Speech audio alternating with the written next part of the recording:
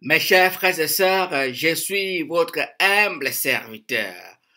Au nom de la paroisse Notre-Dame de Protection, je vous présente l'homélie du troisième dimanche des temps ordinaires année C.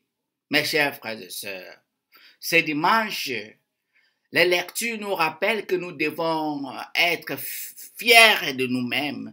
Nous devons nous valoriser avant de chercher à être meilleurs et vérifier ce que les autres disent de nous ou pensent de nous. Nous devons d'abord nous valoriser, nous devons être contents de ce que nous sommes pour que les attitudes des autres ne déterminent pas nos attitudes. Parce que pour que les mauvais caractères des autres ne déterminent pas nos attitudes envers eux. Parce que quand nous valorisons ce que nous sommes, nous devenons fiers de nous-mêmes et la joie du Seigneur devient notre rempart. C'est pour cela que le prêtre Esdras, dans notre première lecture d'aujourd'hui, dit « Allez manger des viandes savoureuses, buvez des boissons aromatisées et envoyez une part à celui qui n'a rien de prêt, car ce jour est consacré à notre Dieu. Ne vous affligez pas, la joie du Seigneur est votre rempart. » Fin de citation, mes chers frères et sœurs. Regarde la joie que ce prêtre Esdras dit à son peuple, parce que son peuple attendait la parole de Dieu et pleurait, il pleurait, il pleurait.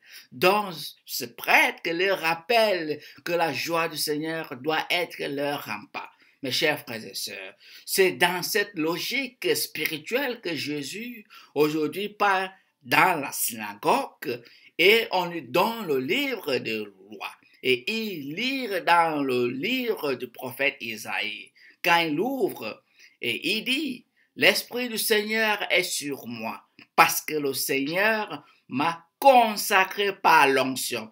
Il m'a envoyé porter la bonne nouvelle aux pauvres, annoncer aux captifs leur libération et aux aveugles qui retrouveront la vue, remettre en liberté les opprimés, annoncer une année favorable accordée par le Seigneur. Jésus referma le livre, le rendit au servant et s'assit. Fin de citation. Mes chers frères et sœurs, quand Jésus finit de lire ça, il passe à s'asseoir. Les gens étaient stupéfaits, les gens étaient étonnés. Qui est cet enfant qui s'exprime avec une telle autorité? Mais Jésus, en voyant la manière que certains parlaient, et quand on regarde le prétexte de ces textes, on découvre que ces gens-là disaient, mais n'est-ce pas cet enfant, l'enfant de ce pauvre Joseph et Marie? N'est-ce pas, c'est ce pauvre enfant, qu'est-ce qu'il veut nous dire? Et Jésus se lève encore avec la joie, avec la fierté, parce qu'il connaît d'où il venait et il connaissait d'où il partait. Et c'est pour cela qu'il maîtrisait sa mission sur la terre et il se lève, il leur dit encore. Aujourd'hui s'accomplit ce passage de l'Écriture que vous venez d'entendre. Fin de citation. Voyons donc Jésus qui s'exprime avec l'autorité parce qu'il connaissait sa mission. Il était fier de ce qu'il est.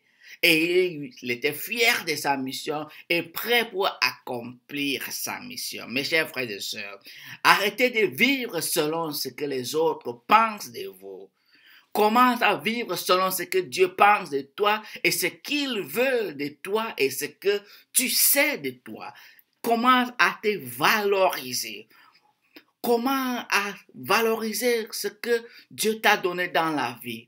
Commence à dire merci du peu que tu as et avec même le plus que Dieu t'a donné. Tout ce que tu as, le Seigneur t'a donné. Ce que tu es, c'est le Seigneur qui a décidé. Et quand tu te réjouis dans cette logique et tu te valorises, là, la joie du Seigneur devient ton rempart. Et là, tu peux participer dans ce mystère où pendant la messe, nous tous, nous chantons ou nous disons par lui, avec lui et en lui. À toi, Dieu le Père Tout-Puissant, dans l'unité du Saint-Esprit, tout honneur Toute gloire pour les siècles des siècles. Amen. Mes chers frères et sœurs, c'est un mystère très grand qui nous dépasse parfois de comprendre. Mais nous devons juste comprendre avec notre manière que nous devons nous valoriser pour que nous soyons dans le Christ et notre identité devient l'identité du Christ. C'est pour ça que quand nous prenons le corps du Christ, selon les grands théologiens, on devient le corps de Christ. On mange le corps de Christ pour devenir le Christ.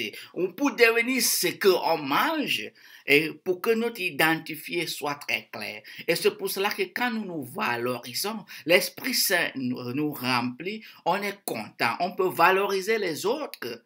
Parce que quand on ne se valorise pas, c'est difficile pour valoriser les autres. Mes chers frères et sœurs, quand on vit de ce que les autres pensent, ça ne marche pas. Parce que les autres vont nous donner l'identité qui ne nous colle pas, qui n'est pas parfois notre identité. Surtout des personnes qui ne vivent pas selon la parole de Dieu, surtout les personnes qui ne sont pas dans ce mystère de par lui, avec lui et en lui. Surtout des personnes qui vivent leur vie comme ils veulent. Ces gens-là peuvent te définir. Mais si tu laisses il te définir et tu commences à agir comme il veut, tout devient ce qu'il veut. Mais si toi tu te valorises, il te définit comme il veut. Ce que tu es, tu sais ce que tu es. Ce qu'ils disent de toi ne va pas déterminer tes attitudes vers eux. Même s'ils disent quoi de toi, tu seras toujours content. Même s'ils te mordent de toi, tu seras toujours content. Même s'ils te bénissent, tu seras toujours content. Parce que ce n'est pas ce qu'ils disent de toi qui détermine ce que tu es, mais c'est la parole de Dieu qui détermine ce que tu es. Et c'est ça qui détermine ce que tu dois être toujours.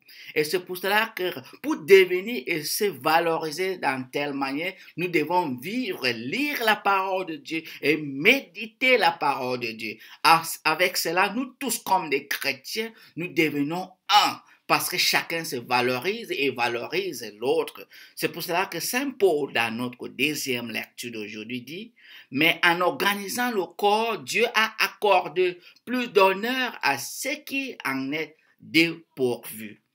Il a voulu ainsi qu'il n'y a pas de division dans le corps, mais que les différents membres aient tout le souci les uns des autres. Si un seul membre souffre, tous les membres partagent sa souffrance. Si un membre est à l'honneur, tous partagent sa joie.